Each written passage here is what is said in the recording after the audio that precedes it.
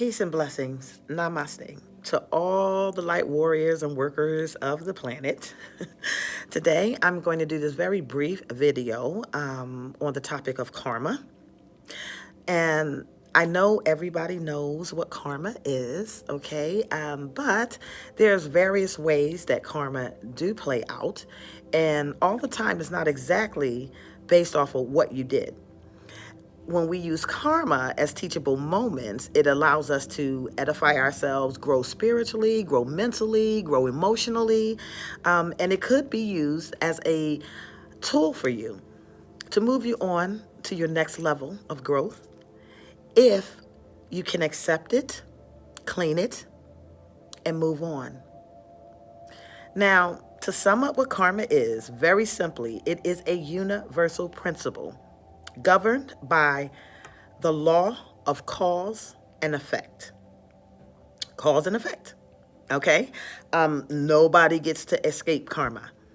It's not going to happen because it was governed to assist you in your spiritual journey and your growth. Okay? And sometimes we need to experience a little bit of tough love in order to get the message. It's not designed to damage you, to control you, to hurt you, but it is designed to allow you to experience what you may have been taken for granted or what you didn't understand. So, a lot of us think, like, say you go somewhere and you decide you're going to steal some Snickers or you're going to steal some clothes or products or something like that from the store.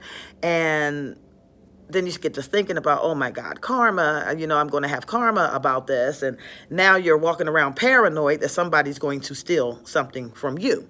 Okay, so now you become all protective, we're all scared. We don't, oh my God, somebody's going to steal. So now I don't trust anybody, and I started a business. I don't want to hire anybody because somebody's going to steal from me. And meanwhile, I'm just over exerting myself while I'm working because I have a fear that what I did previously is going to come back to me. Guess what? That's karma too. In other words, it does not have to be the exact same thing that you did to experience it. Your mental state at that moment that's driving you crazy is a karmic experience. And you may not ever get out of that mental state of distrust until you correct what it is that you did wrong. There are many of us who may have incarnated, during this time, of course, to raise the vibration of this planet, okay, of course, to help usher in our 5D Earth, our new Earth, because we know that it's time now. But in the midst of that, there are also beings that are here that are correcting their karma so that they can ascend as well. That's not the wide truth that's being taught out there, but it is a truth nevertheless. Karma can come in so many different forms, okay? And if you're not paying attention to it, then you will find yourself repeating old patterns over and over again as if you're running in a hamster wheel, right? Why can't I get ahead? Why can't I do this? Why is there a blockage here? Why is there a blockage there? And it could be a karmic expression of something that you just have not addressed. The easiest way to minimize karma in this lifetime is to live by the golden rule. And what's the golden rule? Okay, simple. We do unto others as we would have them do unto us. So if you know how it feels to be lied to, if you know how it feels to be stolen from, if you know what it feels like to have an act of violence thrown on you, or have experienced acts of violence, then you naturally would not want to put that on anybody else because we're all connected, right? So when we don't live by the golden rule and we're just out here doing everything that we're big and bad enough to do, and we think that there's no consequences, you're wrong. And sometimes those consequences do not come in the exact same form as you think that it's going to come. It's also important for me to let you know that sometimes you can experience karma that's not even yours. Yeah. And it can bleed over into your existence. Okay, let's get an example of this one. You pair yourself up with a convicted murderer. This murderer gets out the street. He's out in the street. He got out of prison and he hasn't quite changed his ways. But you love him anyway because you're not using sound reasoning.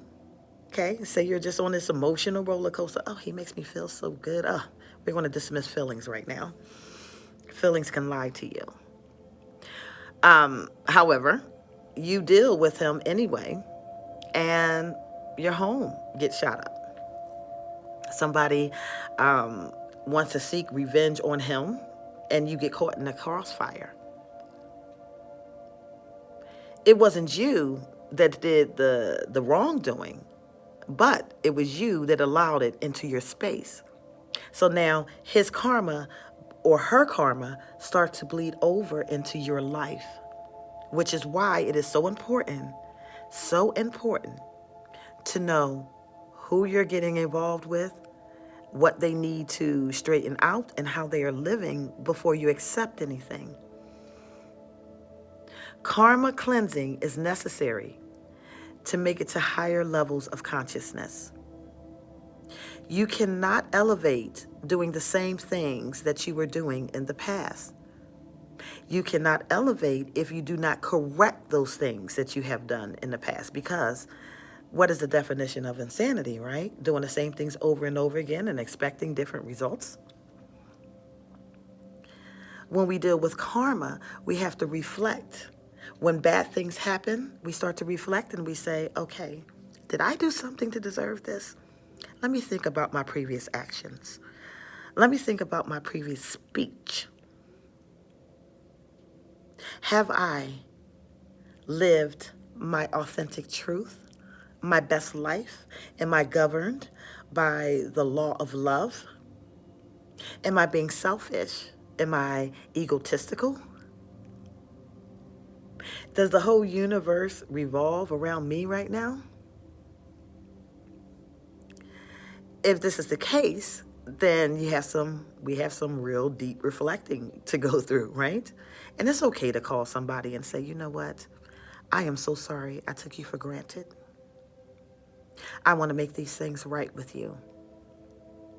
I love you, and this was a learning curve that I had to go through. Would you accept my apology?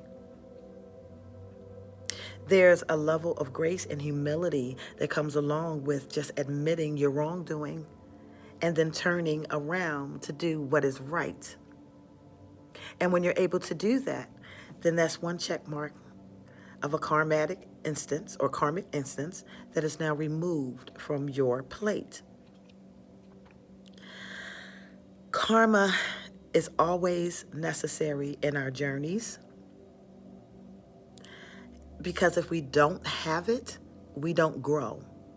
We don't see what we're doing to others. You ever met somebody that was just so single-minded that they could not see how their actions or their speech actually affected everyone else in the room? Ever met somebody that was so proud and boastful and they only could see what it is that they were doing and only believed in their own truth? And not only that, but kind of pushed it on you. And we look at these people and we think they got it all together, and they don't. There's torment that comes behind that mentally, most stress, anxieties, distrust, right? When we start to look within and address the things that we know aren't in the best interest of us, of our journeys, of our spiritual walk, and we start to address this karma, and we clear it, you will find out that your life goes a lot smoother. And when we disconnect with people who have to deal with the rod of correction, then it will also allow you to grow in your own freedom and in your own love. Now, you often hear me talk about living in the law of love and unconditional love, right? Make no mistakes about it. When we deal in unconditional love, it doesn't mean that we can just accept bad behavior. It doesn't mean that we can simply accept people treating us poorly. What it means is I'm accepting you for who you are and what you are, and I can help you change it, only if you want me to. But I can't interfere with your free will, and I can't interfere with the rod of correction. A lot of times on our spiritual journey, when we have certain gifts and things like that, we want to use it to get people out of situations that they might need to be in so that they can clear their karma. You'll see this a lot with people doing, spiritual work. Oh my God, I lost my job, or I need money, and this, that, and the third. And then you go to the spiritual guru and they perform something on you, and all of a sudden you got money that's coming in, and you're thinking that is over. Well, guess what? That karma now bleeds over into that spiritual guru because they interfered with the rod of correction, and they also interfered with your karmic journey that was necessary for you to grow. So in all reality, they just hindered you. They didn't help you at all. And in the process, they bleeded your karma onto them, and so now they have to deal with something. Do you see how this works? I can love you unconditionally and know when it's time to walk away so that you can get your life on track. I can love you unconditionally and know that you might not be healthy for me right now, and you have something that you need to go through on your own, and I can feel comfortable or at ease and keeping a safe distance from you until you're ready to address something like that. And if you are ready to address it, my unconditional love will say, I am here to receive it now. And I still want to work with you, or I'm so happy that you're home. We do this with our children a lot, right? Ever had a rebellious child? And and you want to correct them, and you would correct them, and finally it's like, okay, I can't deal with this anymore. You come back when you are ready. And I'll always be here to help you or assist you once your intentions are purified.